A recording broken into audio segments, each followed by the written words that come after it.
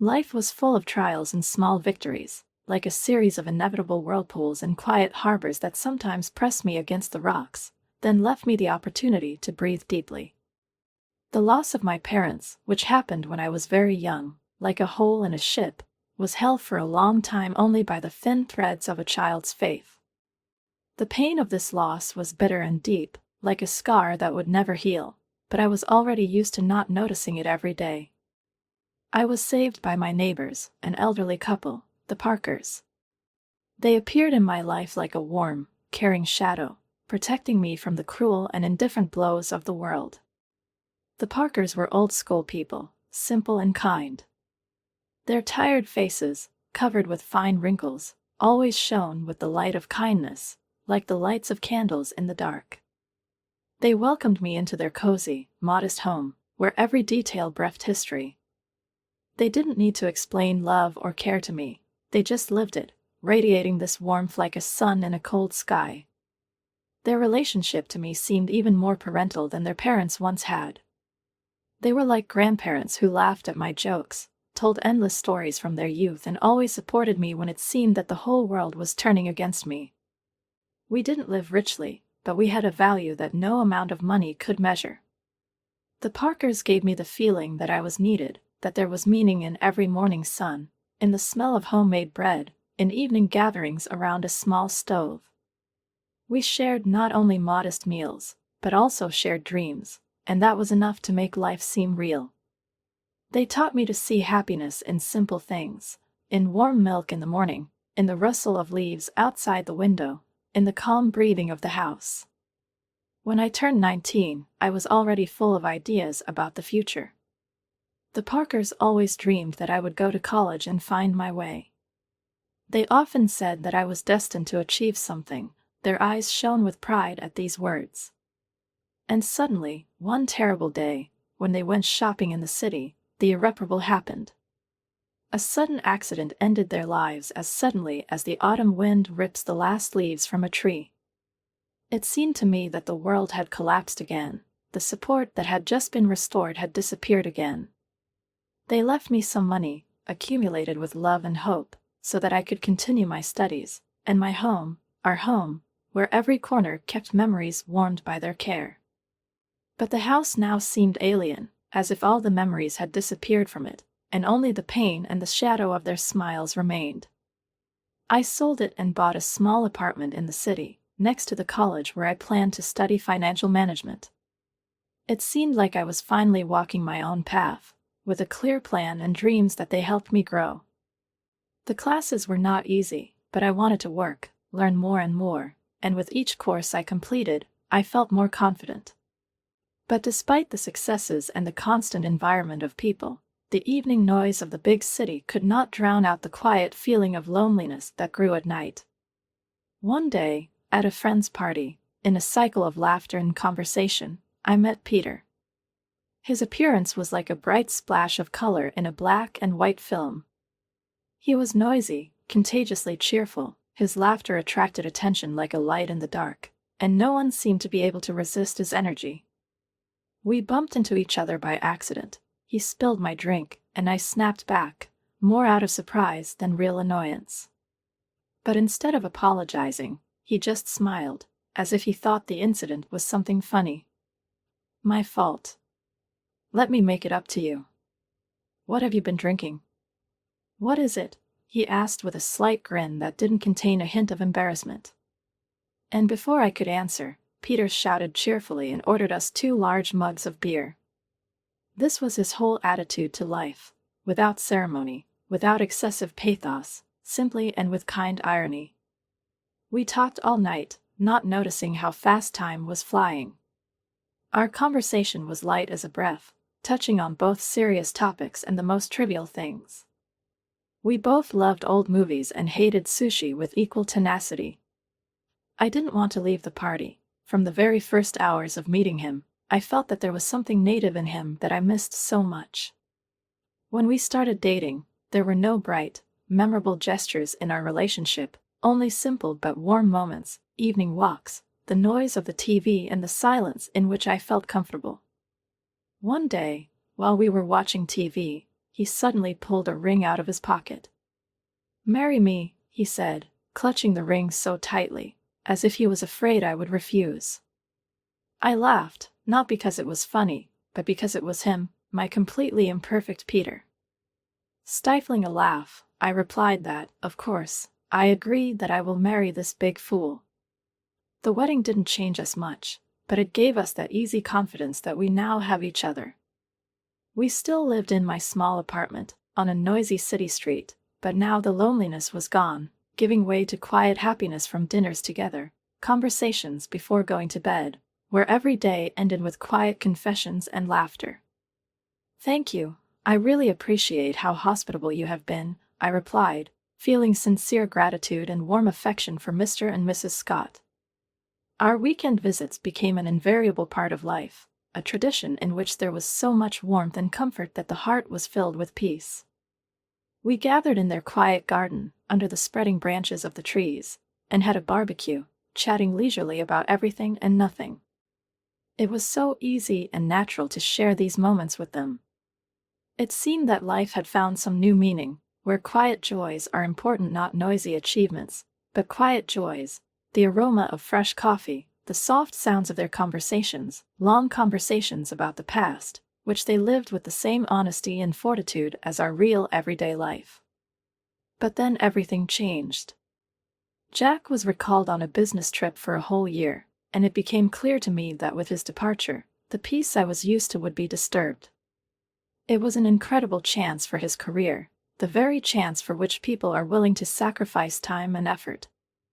We said goodbye with a little worry, but still with the hope that the year would pass quickly, and we would be able to enjoy our quiet evenings again, returning to what we had managed to build together. However, the timing of his departure turned out to be terribly inappropriate. Immediately after he left, Mr. and Mrs. Scott's health began to deteriorate, and it happened rapidly, like a sudden winter storm. One evening, when I was about to go to bed, the bell rang. On the other end of the line, I heard Mrs. Scott's trembling voice, full of anxiety and fatigue. "Laura, I hate to bother you, but I could really use your help. Mr. Scott is unwell," she said, barely able to keep her voice from getting excited.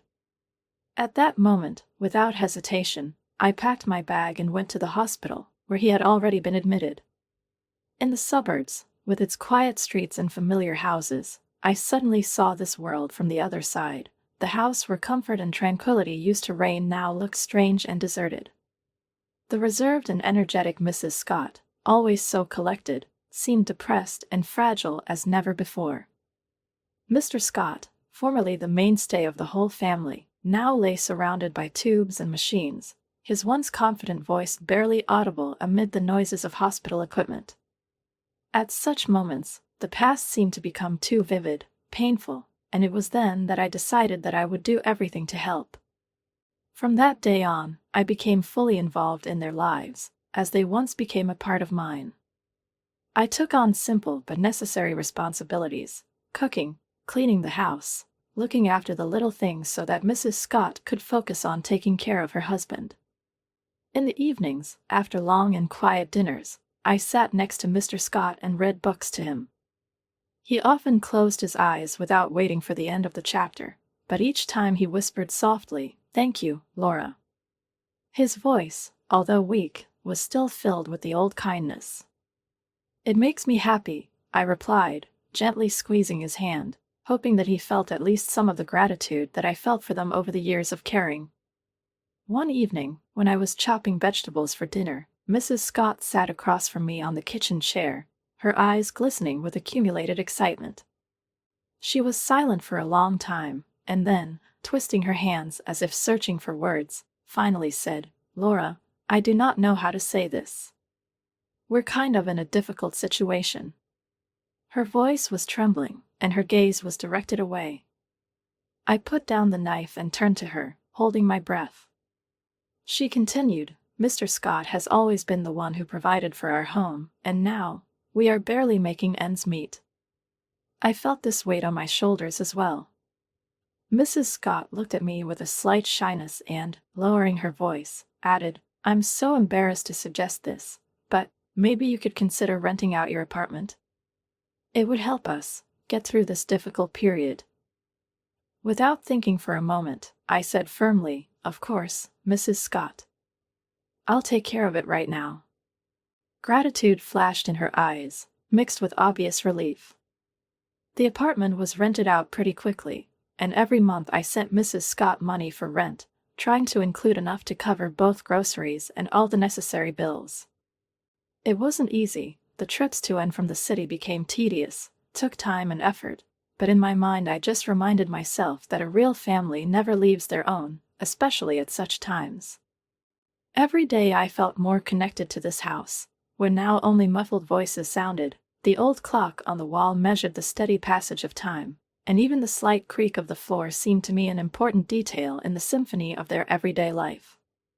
Every time I handed Mrs. Scott money, her eyes filled with warm gratitude. "You are a godsend, Laura, our salvation," she repeated with trepidation in her voice, as if she could not believe that I was still here. "This is what a family does," I replied with a slight smile, trying to hold her hands in mine a little longer so that she would understand. "They are not strangers to me." The night sometimes seemed endless. I lay in the guest room, listening to the distant sounds of the city that the wind brought, and felt the silence of this house fill my heart. The silence could be heavy, especially at times when thoughts of loneliness and fear came with unexpected force. But at such moments, calls from Jack became a salvation. His voice became my refuge. The connection was far from perfect. I could barely hear his words through the noise and interference, but it was enough to keep me going. When Lauren, Mrs. Scott's daughter from her first marriage, appeared in the house, her unexpected presence seemed to bring with it an icy wind that made its way through the cracks of the old windows and made the walls tremble with tension. There was a restrained, almost palpable coldness in her gaze, and every word she uttered echoed in the air with a hidden cruelty. We hardly knew each other. Jack mentioned her in passing several times, mentioning that she had always had a difficult relationship with her parents, but he never went into details. With her arrival, something had changed in the Scott house, something invisible but felt by everyone. Her demeanor seemed harsh and domineering, as if she was the mistress of the house, not going to restrain herself for the sake of someone else's comfort. It was hard to believe that this young woman, with her ice-cold gaze and proud bearing, could be the daughter of Mrs. Scott, who radiated kindness and care on ordinary days. I knew that my days would now be full not only of work, but also of trying to keep the peace in a house already fragile due to Mr. Scott's illness. Mr. Scott was getting better, then worse, and better again, but Lauren's presence only increased the tension. She appeared in the room suddenly, like a shadow. Her footsteps were barely audible, but each time her presence was felt acutely, like a knife stuck into the delicate canvas of a quiet life. She began to behave as if she had lived here for a long time, moving things without hesitation, taking books from the shelves, leaving her handkerchiefs and small things in the living room, as if declaring her territory. One evening, when I was clearing the table after a late dinner, Mr. Scott seemed to gather his last strength and motioned me over to him.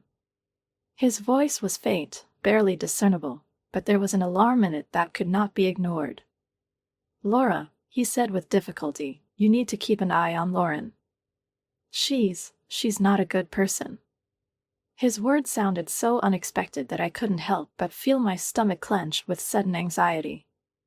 I nodded, trying to suppress my growing fear. "I understand, Mr. Scott. I'll be careful," I promised, although at that moment I had no idea what kind of danger Lauren might be hiding. The answer to this question came quickly. One morning, when I went into the kitchen to make breakfast, Lauren was already there. She was standing by the window, holding a cup of coffee in her hands, and when she saw me, she gave me a look full of hidden contempt. "So that we can understand each other," she began with a sharp tone, "I'm not here to play the role of a maid or cook for someone." Her words echoed in the room like a cold wave, and despite my best efforts, I felt my heart begin to contract with resentment. She continued to look at me as if I were an uninvited guest in her own mother's kitchen, and with her icy gaze it became clear that I was a stranger here. "Okay, Lauren," I replied calmly, trying not to betray my feelings. I've been taking care of everything so far and I can keep doing it. I tried to offer a compromise, hoping that this way I could at least soften her mood a little and create a calm environment that Mr. and Mrs. Scott needed so much during these difficult times. Lauren just snorted, glancing over her shoulder as if my words were completely unimportant. I'm not planning on lifting a finger, she snapped, her eyes glittering with some kind of challenge, in which I discerned something unkind. This is Mom's house, after all. From that day on, she made sure that her presence was felt everywhere, and not in the best way. She ordered takeaways exclusively for herself and her mother, leaving empty containers on the table, as if implying that it was my responsibility to clean up after her. There was a subtle, barely perceptible cruelty in her every gesture. Her attitude was painful, but I did not allow myself to speak out or complain, bearing in mind Mr. Scott's serious condition. After all, taking care of him and Mrs. Scott remained my main task, and I hoped that I could keep the world at least for their peace of mind. On one of those dark, cold evenings when the house seemed particularly silent, Mrs. Scott suddenly invited me to sit down and have dinner with them. "Laura, why don't you join us for dinner?" Her voice sounded softer than usual. There was a rare warmth in it, like a reflection of those good times when the house was full of light and comfort. I was about to respond by thanking her, when Lauren suddenly intervened, giving her mother a warning look. "Laura has been busy all day," she said, pretending to care about my well-being, but there was a hidden dislike in her tone. "She probably prefers to eat later." Her words sounded concerned, almost sincere, but I realized that her true message was quite clear to me: I am not welcome at this table. After that, the days became especially difficult. Lauren seemed to fill the house with her cold, hostile energy, and this could not but affect all the inhabitants.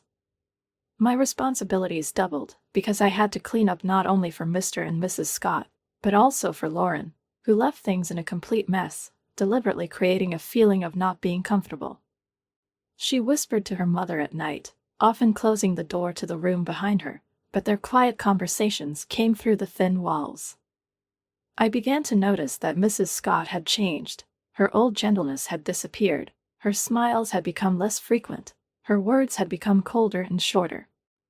A few weeks later, Mr. Scott passed away. His departure was quiet, almost imperceptible, but the house was empty so that every breath, every step along the corridors seemed out of place. The funeral was a somber and restrained event, to which Jack flew in just in time to say goodbye to the man who was an example of patience and strength for both of us. It was the first time I'd seen Jack in months. His presence next to me was a relief, as if a blanket had covered me from the incessant cold. After the service, we were left alone, and he finally asked me, carefully looking into my eyes, "How are you? How was it while I was gone?" There was genuine concern in his tone, which I tried to avoid in our short phone conversations, not wanting to burden him with my problems. "Okay, everything was fine," I replied, forcing a smile that I hoped he would take for the truth. But I saw a shadow of doubt in Jack's eyes, and he narrowed his eyes and added, carefully examining me, "Are you sure? You look a little exhausted." His words came crashing down on me like an exposure that I was afraid of, but at the same time I was waiting for. Jack didn't need to know the truth about everything that was going on at the Scott house. He was just busy helping out here, you know, I replied with an uncertain smile, lowering my eyes to avoid his scrutinizing gaze. It wasn't the right time to unload the whole truth, but it was getting harder and harder to hide the accumulated tension. As soon as Jack left, Lauren's caring sister mask collapsed like brittle glass, breaking into small pieces, which immediately exposed her true attitude towards me and everything that was happening here. The dynamics in the house have changed completely. Mrs. Scott, who had always been kind and calm before, seemed to have withdrawn into her grief like a clam in its shell. Her face seemed to me like a marble mask, and her words were icy orders, uttered with a barely perceptible note of contempt. She didn't talk to me anymore, didn't share her feelings, didn't thank me for my help. She only gave orders without looking into my eyes, and her detachment gradually turned me into a faceless servant in my own house.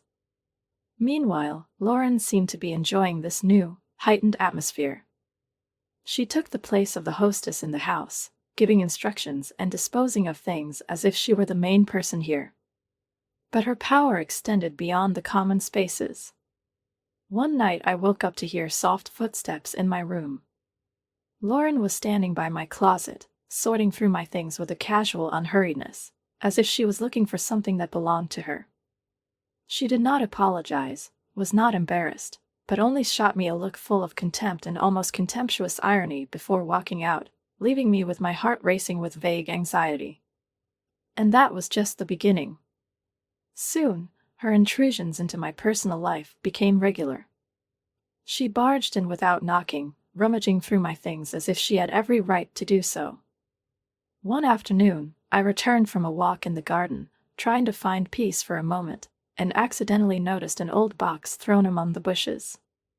As I approached, I carefully opened its lid and felt my heart stop. There were my personal belongings, watches, jewelry, even underwear and several dresses casually draped over the edge. These things couldn't have been here by accident. There was some malicious intent in it. The rage that erupted rose like a wave, stronger every moment, until it completely overwhelmed me. I grabbed the box, hugging it tightly to my chest, and with my breathing accelerating, I headed into the living room, where I found Lauren sitting in her usual calm, relaxed way, as if this place really belonged to her. There was fury in my eyes, and I felt my voice tremble with anger and blurted out, "What the hell, Lauren? You can't just throw my stuff away like that." Lauren, without raising her eyebrows, just laughed coldly, her laughter echoing around the room like sharp shards of ice. "Please live here," she said in a tone in which subtle venom was mixed with faint hospitality. "You're just a guest, and not very welcome, to be honest. Perhaps it would be better for you to spend time in the garden, or even better, somewhere far away, because you're nothing more than a useless freeloader." Her eyes were looking straight at me, sparkling with a kind of grim satisfaction. I felt her words digging into my soul like knives, leaving behind only bleeding wounds full of pain and humiliation. Trying to find support, I turned to Mrs. Scott, who had just entered the room and witnessed our conversation. "Mrs. Scott," my voice broke, and I looked pleadingly into her face, hoping that she would understand. "Please tell her that she can't treat me like that." But her eyes swept over me with an empty, detached look, as if I were an empty place, and her face remained cold, as if carved out of stone. "This is Lauren's house," she said clearly, almost mechanically, and there was no shadow of doubt in her voice, no sign of the old kindness. "She's right, Laura. Maybe it's really time for you to find another place to live." Her words hit like a hammer, shattering the last shards of illusions that I was still a part of this family. I froze, clutching the box tighter to my chest, unable to believe that the house that I considered my own, which I filled with care and devotion, was becoming a stranger right before my eyes. But what was most depressing was that I didn't stay here for myself, but for the promise I made to Mr. Scott in his last moments.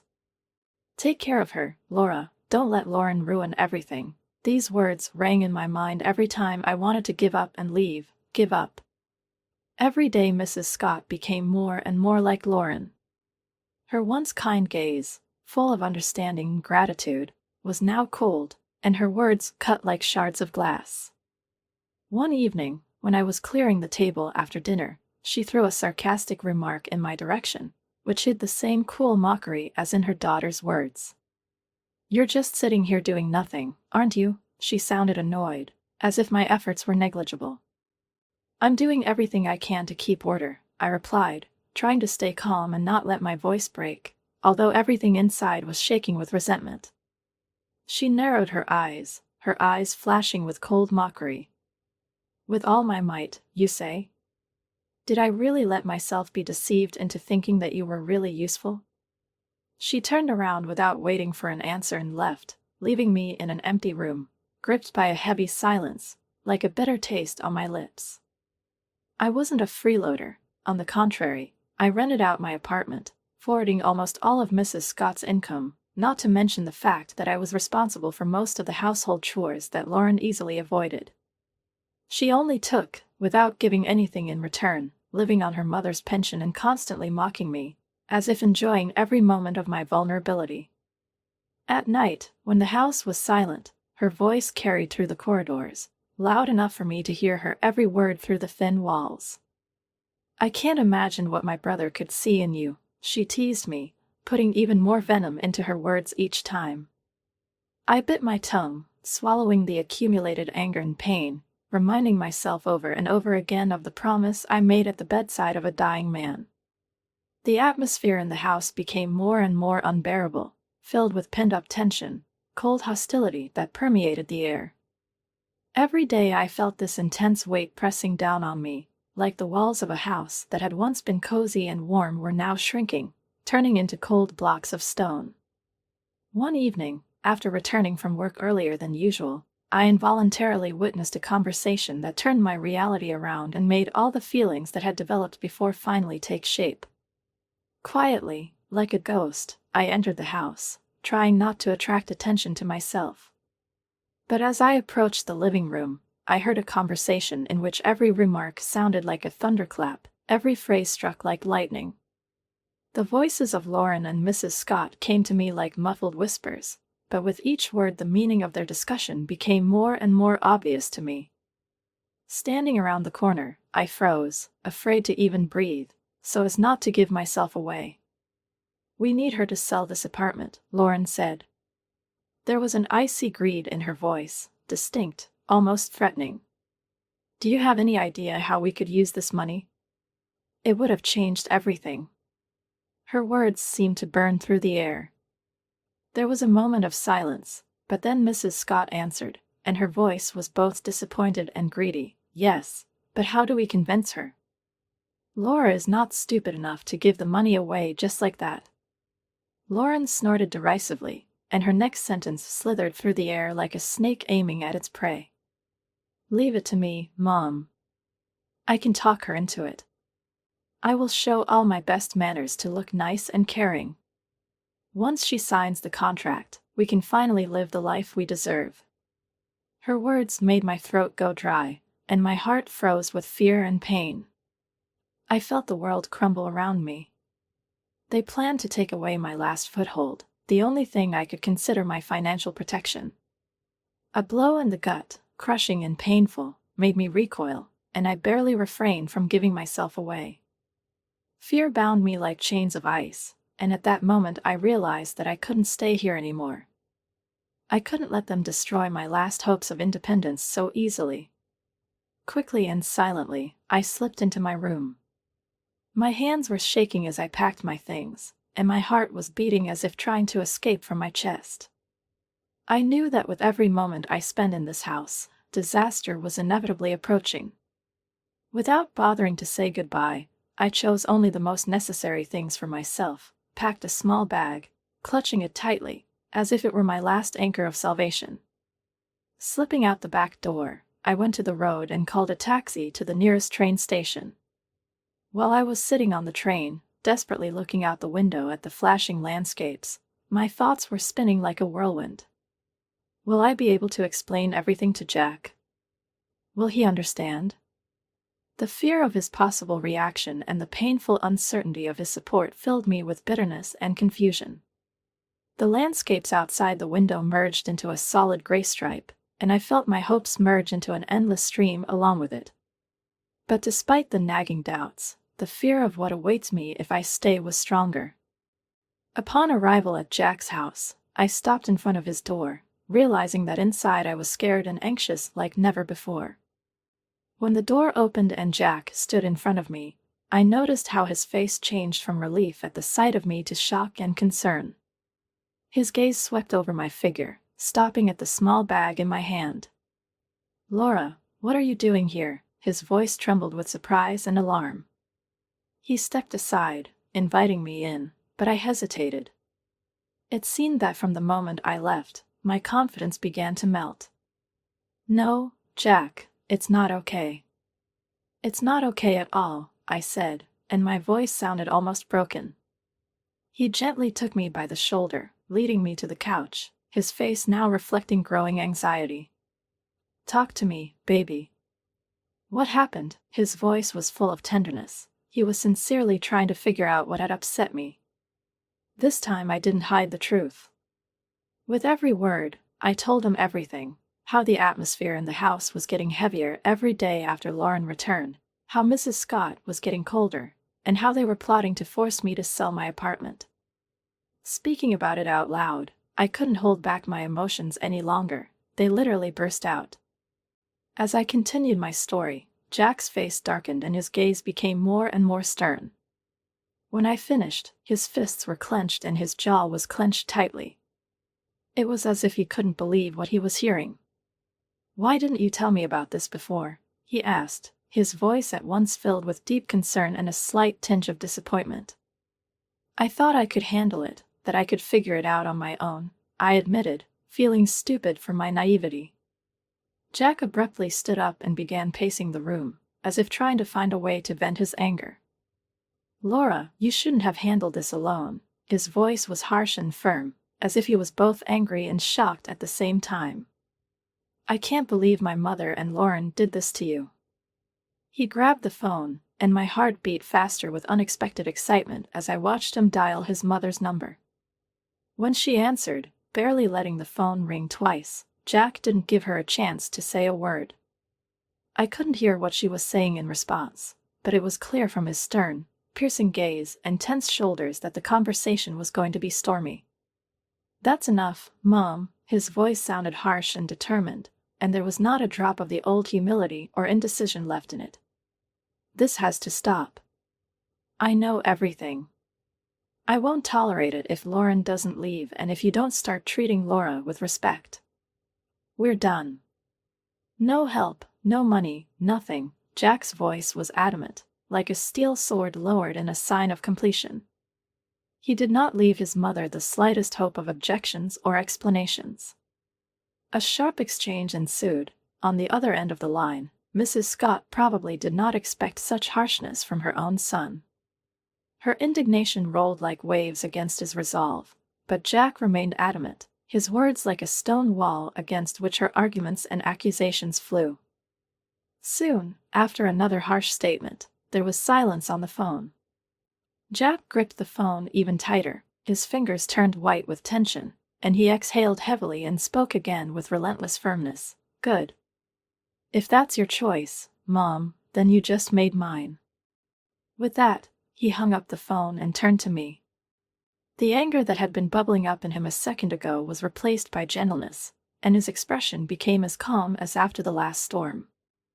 "It's just the two of us now, baby, but that's all we need," he said, pulling me to him. I felt his hand gently wrap around my shoulder, giving me a sense of security that I hadn't known for a long time. His warmth, his confidence, became for me the support that I missed so much. Leaning towards him, I whispered softly, "Now it's just us," feeling all the truth and peace in these words. We knew that the world around us could collapse, that we were left without support, but it was somehow even a relief. Now there was no doubt that we were building our own future. We stayed up late discussing how we would cope with the new conditions, without the constant shadow of interference from his mother and Lauren. Jack spoke with firm confidence about how we would manage our affairs, how I would be able to work remotely, and he would get a second job until we were finally settled. We made plans, dreamed, and in every word he said, I felt the strength, the inner determination that now supported me. "You and me against the whole world, right?" Jack smiled, and this smile resonated in me with calm confidence, filling my soul with light. I smiled back at him, and all the worries, fears of the unknown, receded into the background, like autumn leaves blown away by a gust of wind. The next few days were busy, filled with new tasks and preparations for a new life. I contacted my superiors and arranged for a transfer to a remote job. Fortunately, they met me halfway, and this allowed me to feel that my career remains in place, that my efforts will not be wasted. Jack was there, helping in everything, supporting at every step. Together we took my things out of storage and set up a small office corner in one of the rooms of his apartment. It wasn't ideal. The room was cramped, the furniture was old and scratched in places, but for us this place became a symbol of a new freedom, free from past pressure and interference. One day, when I had already entered the rhythm of work, a call interrupted my concentration. Mrs. Scott's number appeared on the screen. I froze, as if a cold wind had swept over my skin. When I picked up the phone, I heard her voice, which had seemed calm to me before, almost comforting, but now it was sharp and piercing, resembling an ice razor. "Laura, why didn't I get the money for this month?